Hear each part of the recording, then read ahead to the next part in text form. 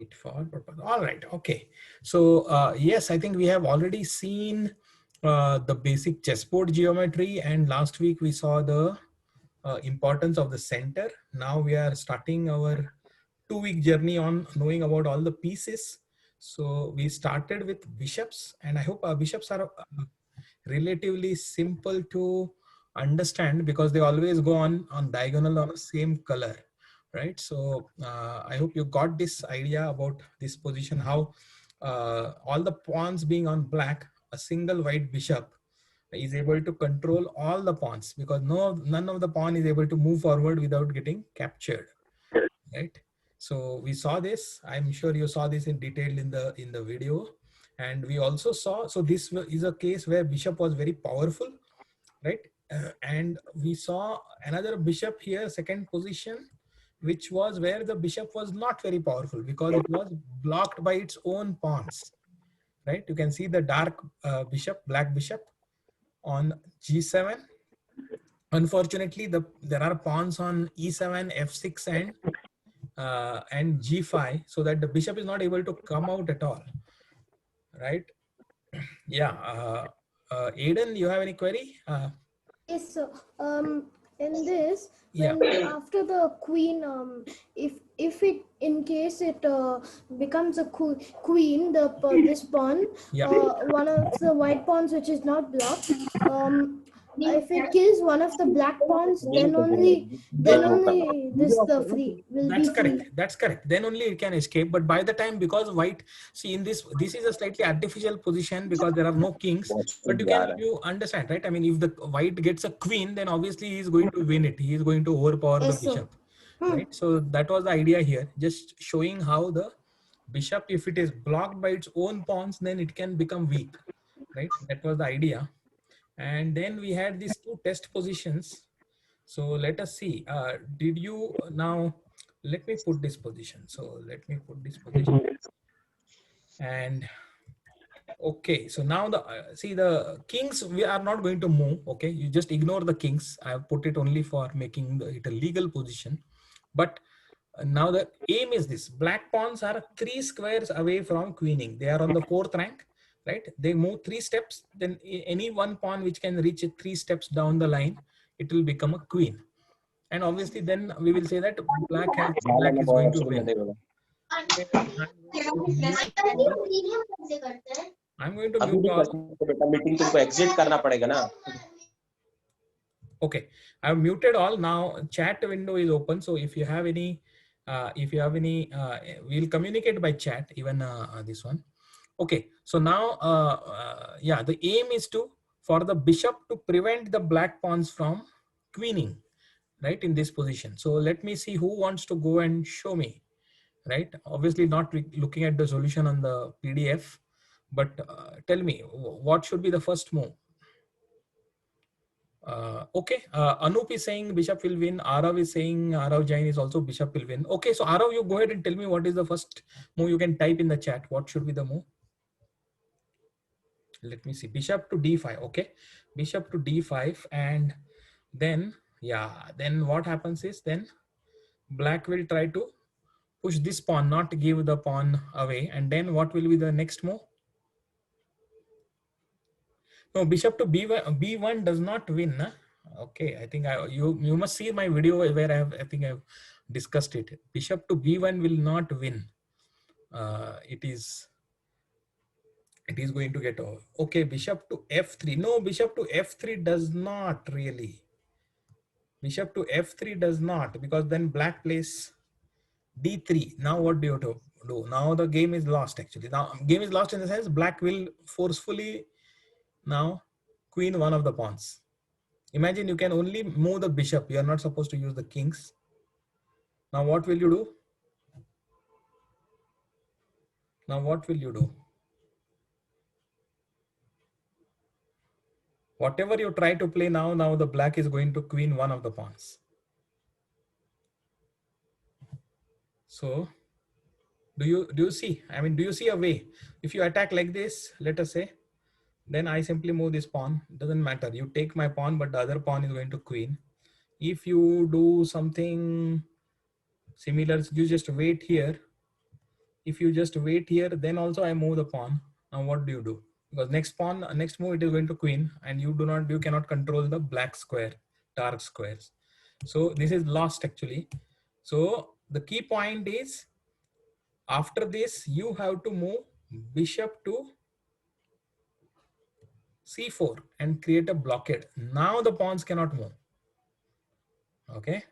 Now the pawns cannot move. Can you map this to the position which I had shown on the PDF? See here, the first position. This is very similar to this position. Can you see? The bishop is blockading the pawns of the opposite. I mean, all the pawns are on the opposite color and they cannot move. Right? That is what you have achieved here. Now the pawn cannot move. Whichever pawn moves is going to get captured. Right?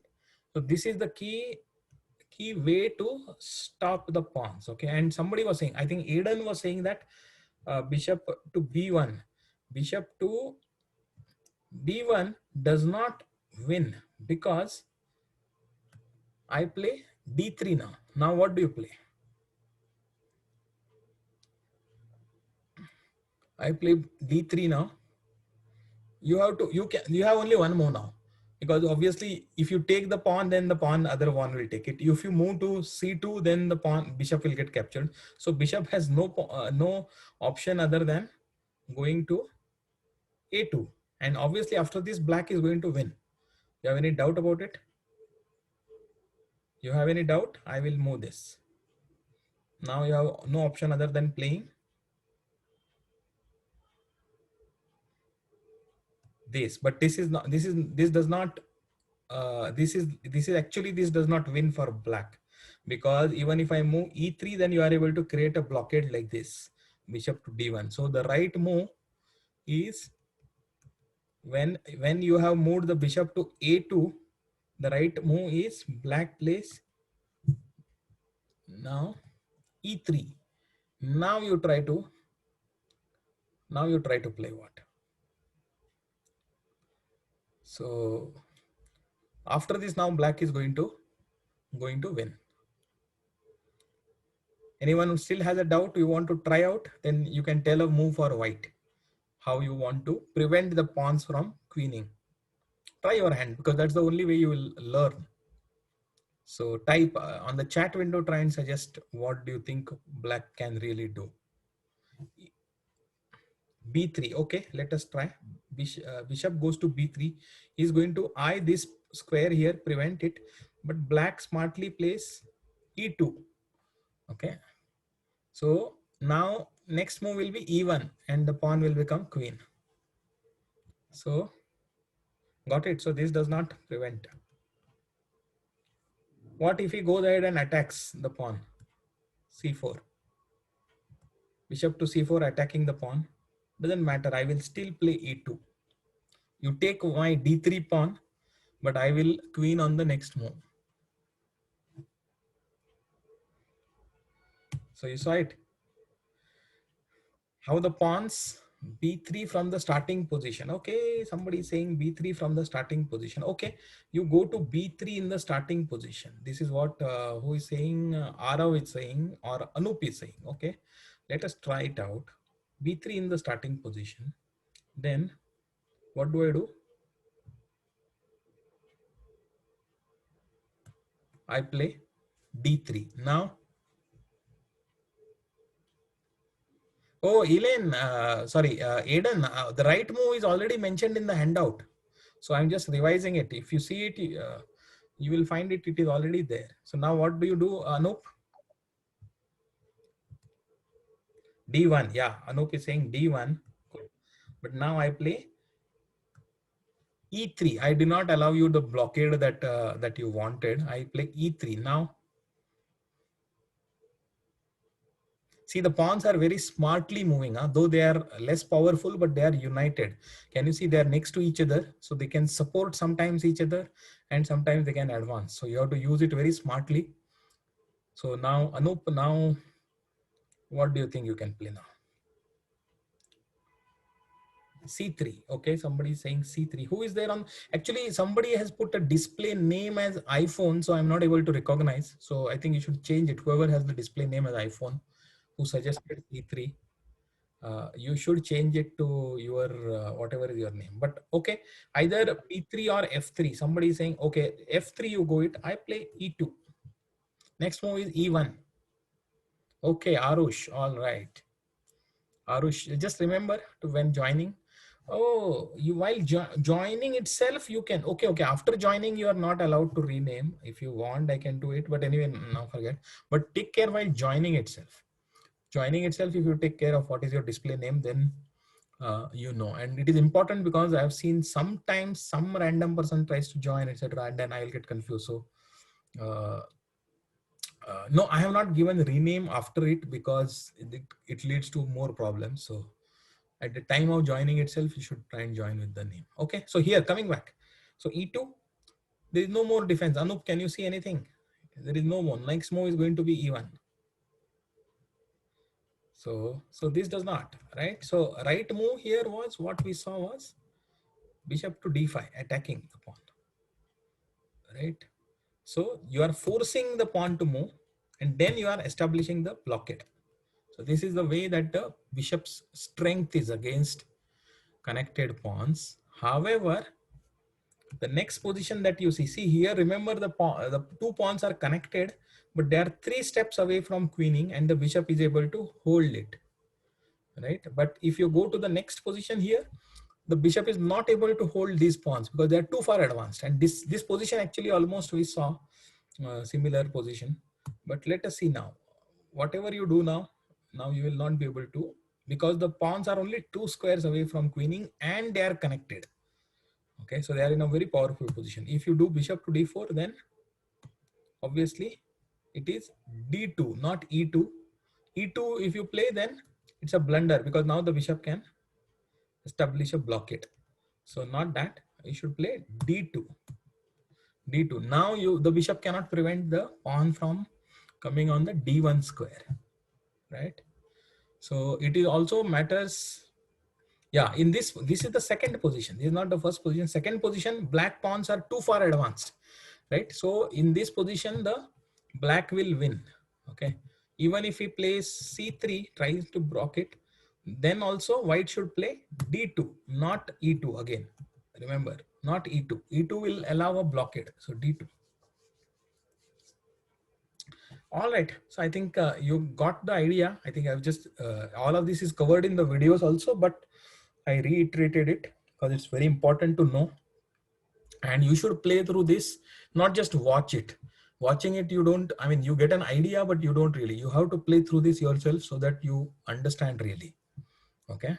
So try out all the combinations, or maybe find a partner, your brother or cousin or somebody, dad, mom, anybody, and try to take the position of the bishop and ask them. And after some time, take the position of the pawns and ask them to play with the bishop. And that way you can practice. All right. So going back, fine. I think going back, we saw that we saw these two positions also. Yeah, I think we saw that. So that completes the bishop. Yeah, it is black wins in the second position. That's right, Bhavin. Because the pawns are advanced. So then we move on to the rooks. Okay. So rooks have unique powers. They have some, they can block an entire row or a column completely. Okay, this is something different. Yeah. So this is a very fundamental position to understand, get an insight into how the single rook can actually overpower the pawns, right? So this is the position, all the 4 black pawns are just 2 steps away from queening, right? But yet the white rook is able to stop, not by going behind them, because if it goes behind any of the pawns, the other pawns will start rolling and they will become queen. You will not be able to stop. So, but what it does is, the unique thing is that the pawns are not connected. So the rook is able to, rook is able to come to h1 and wait for, it doesn't need to attack. So that is the one important thing that you realize. It's not that every time you must attack to win. Sometimes you can just lay quietly and then also you will win. Okay, you can just allow. So now here, it doesn't matter which pawn advances, the rook simply goes to a safe square and waits out. Okay, let all the pawns advance, doesn't matter. The rook simply, it is not really attacking now. So when it is going to e1, the intention is not to kill that pawn of e1. Okay, it is intent, because if it kills the pawn on I mean not on e1, but on e2, then the other the g pawn will queen, right? So the rook does not really want to leave the first rank. It just wants to maintain on the first rank.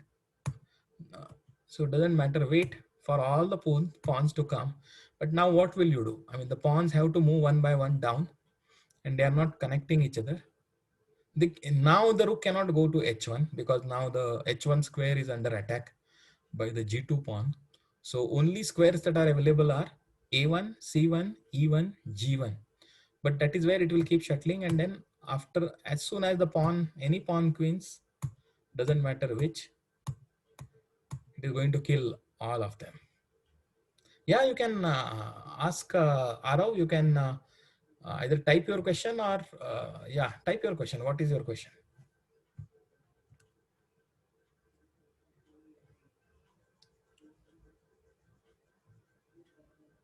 Arav Jain, you can ask your question on chat, or let me see if I can. I can try to ask to unmute. Okay, I have asked you to unmute, so you can unmute. Yeah. Can a king kill a king?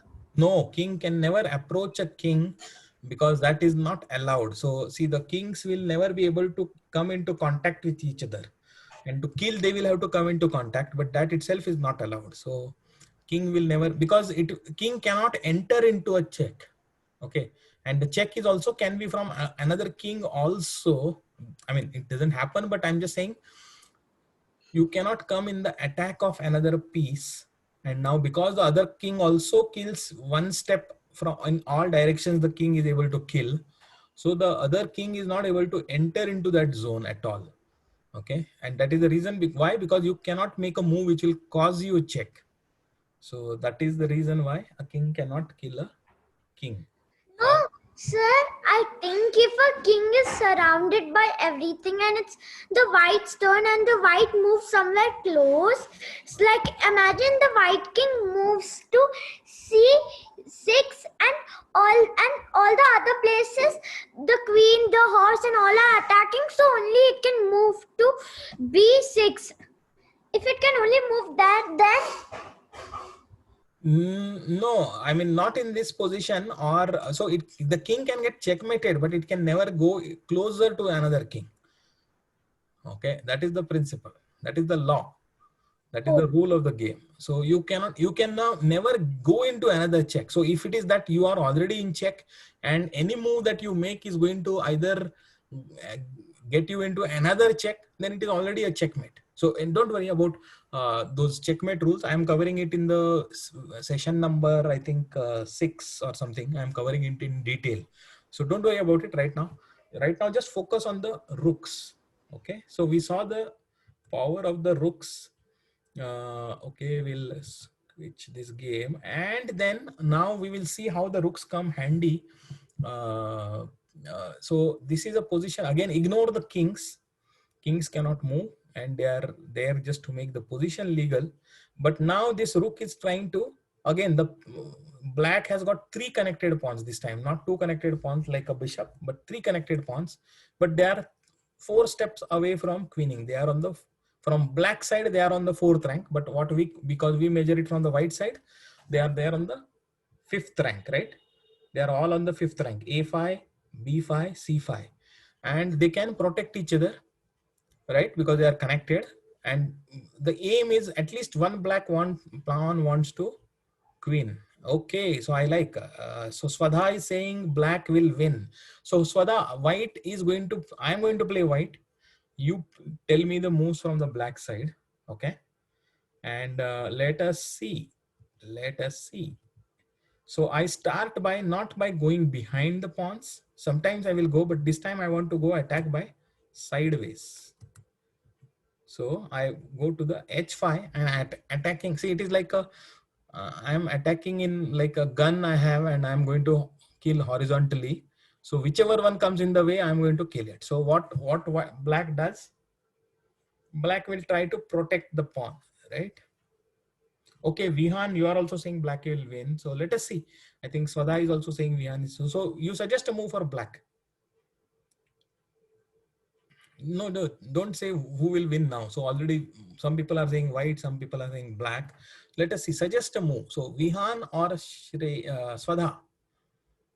Pawn to a4. Okay. No, h5 is not possible. Rook has come to h4. B4. Somebody is saying b4, but maybe Arav said first a4. So let me go with a4. So a4, if you do, then I will kill this pawn first. Now b4. Now that pawn is attacked. So probably you will want to go to b4, right? Or a3. You want to go a3. If you go a3, then it is very simple. I kill this first. You go to a2. I go behind and kill it. Forget about the king. Even if there is no check, but the rook is going to kill the pawn, right? Even if you queen, it doesn't matter. If you queen it, a rook will still kill the queen. So a3 does not win here. I mean, a3 does not achieve anything. You try to do it by playing b4 instead of. But b4, then what do? I go against the b pawn. Okay.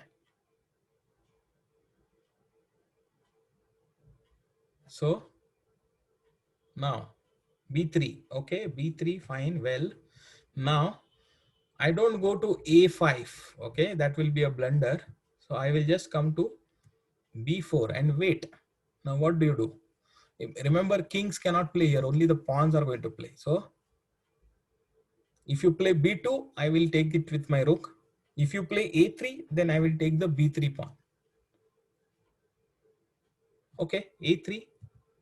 Then I take this pawn. Now you play a2 and I go behind it.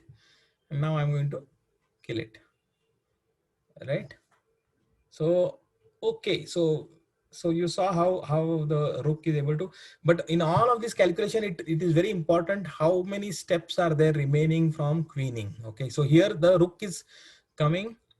Yeah, no, this is not a position for checkmate because the kings are to be ignored. So forget it. It is only ends with the pawn queening or pawn getting captured.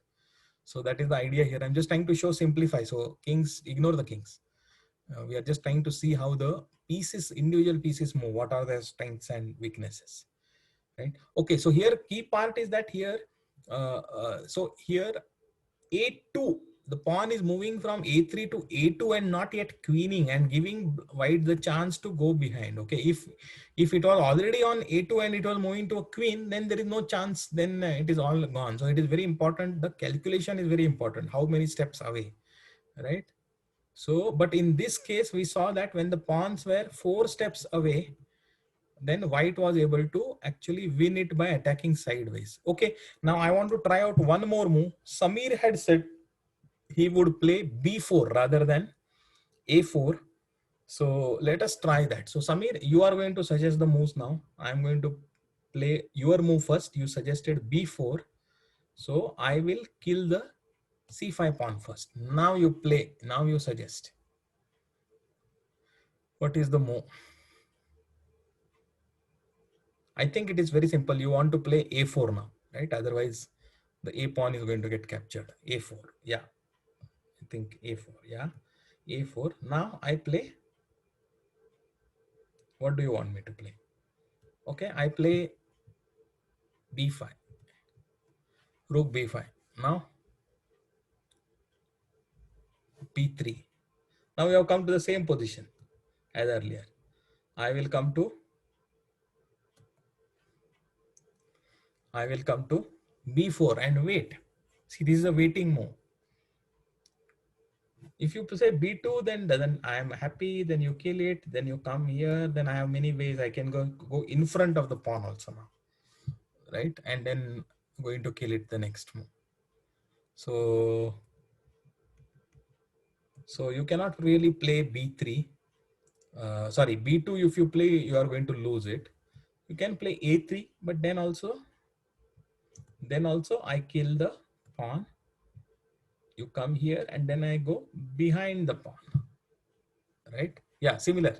So you got the idea. I think doesn't matter. I think you can try out other things also, but the key idea is the waiting move. Sometimes it's not always attacking. Sometimes you have to just wait for the other side to forcibly make a move, and then okay, somebody wants to play. Okay, let us try out this last one.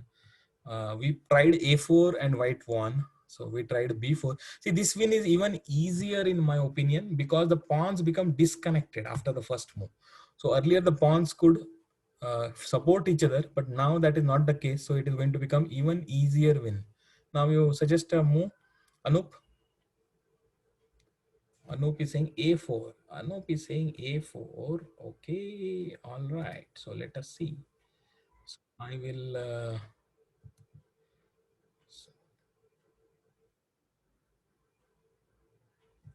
So let us go to b4 now.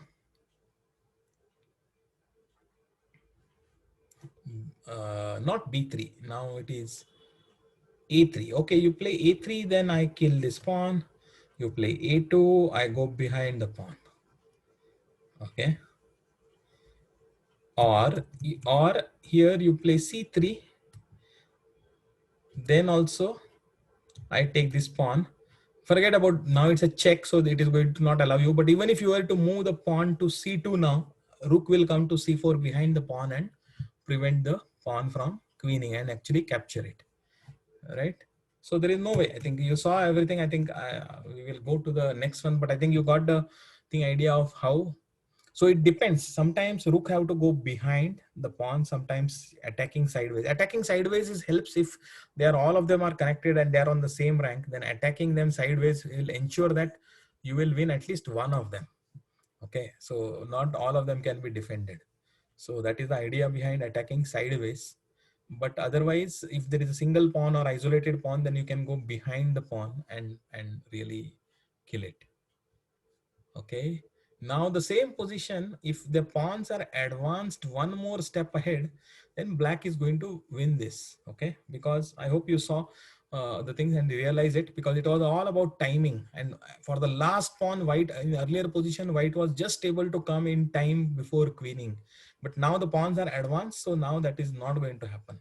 So no matter what you play now, one of the black pawns, if you play black plays correctly, he will be able to queen the pawn and white will not be able to prevent it. Okay. I'm not going to go through it because I think we have already kind of done similar thing with bishops and we saw it on the rooks also. So yeah, so, but there was, yeah. Did anybody try out this position? What is, how to,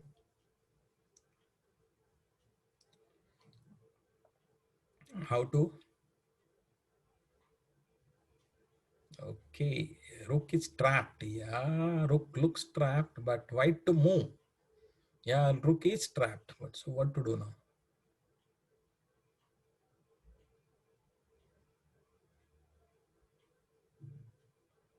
D6. D6 is the black pawn is on D6. Yeah, but white to play, and there is a way forward. There is a way forward.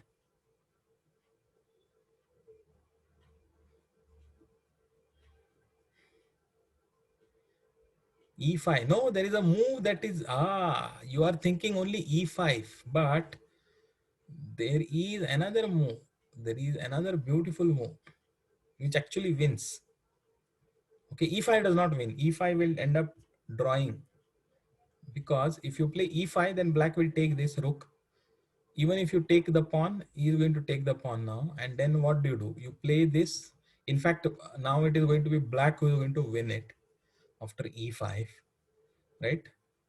White does not have any move, and otherwise also just count the pawns. There are 3 black pawns versus 1. So the right move to win here is surprisingly, but rook to D5. Okay. Rook to D5. It is looks like, okay, I'm going to sacrifice the rook. Yeah, I mean, the rook is trapped, but it is going to get killed. But how? Yeah, sometimes it is remember, it is important to let it be killed at the right square and not just any square. Okay, so here the rook is it knows that it is going to die, then it wants to die at a square where it will allow the rest of the pawns to win. So what happens? You want to see it. Okay. Now what does black do? Obviously, he will take it with the pawn. Okay. Now what does white do? Take it with this pawn. Force black to move. Now whichever pawn black moves, that is going to get captured. If it moves c4, then this one will get captured. And after that, again black has to move. Again it will get captured. Again black has to move. Again it will get captured. Right? All the pawns get captured forcibly. So what if after this, what if black plays not c4 but plays this pawn move here? Then also white will take it. Now also both the black pawns are going to get captured, but they are forced to move, and the moment they move, they will get captured. So no, checkmate, don't worry. This is not, kings are to be ignored. But you saw what was the position. Though the rook was trapped, it was a very smart move for the rook to come to d5. So this involves you to think about not just one move ahead, but also two moves ahead. Okay, so you will think that earlier, why did you not think about rook to d5? Because you thought it is, oh, the pawn is going to take it, right? And which is right, the pawn is going to take it, but you are seeing one move ahead further. When what happens? So it is not ending, it is not a checkmate, right? So checkmate ends the game, but pawn taking a rook does not end the game. So what happens ahead? So if you think and if you think of what is your move, and then you think about what black can play here, then you realize that, oh, whatever he moves is going to lose, right? So that was a trick position. Let me see very quickly, another 2-3 minutes our practice arena will start. So let me very quickly see this position. And again, kings, ignore the kings. Can you see what is the white to move? White to move is very simple, because the black bishop is behind the pawns and blocked, right? So it is very, very simple. So white to win it is easy win for white, because black's bishop is in a bad position. So, but there is also a way of yeah, you can go to rook h7 also. Okay, you can go to rook h7. But what happens is, you come, bishop goes to c8, then you come here and the bishop will come and escape. Okay, now it is true that you are going to win this pawn and the bishop will go here, and still this pawn is going to win. But this is what is going to happen. So the right move is not so much of rook as h7, but again, take the same principle, rook to h8. Okay, this is the right move. Not attacking the bishop immediately, but where can the bishop move? It cannot go to now c8 or a8, because the rook is going to capture it. So it is forced to go to, the bishop will be forced to go to a6 now. And now that it goes to a6, now you simply come here and wait, right? Waiting patience has got a lot of value. Don't be impatient. Now look at what can black do.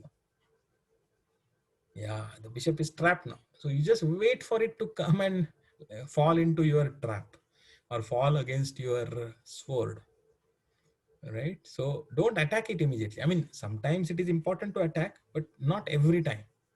Okay, so now the bishop, doesn't matter where it goes, here or here, the rook is going to capture it, right? So realize this thing. Okay, so I think I have taken the full time, and the practice arena would have started. I hope you are logged into the arena.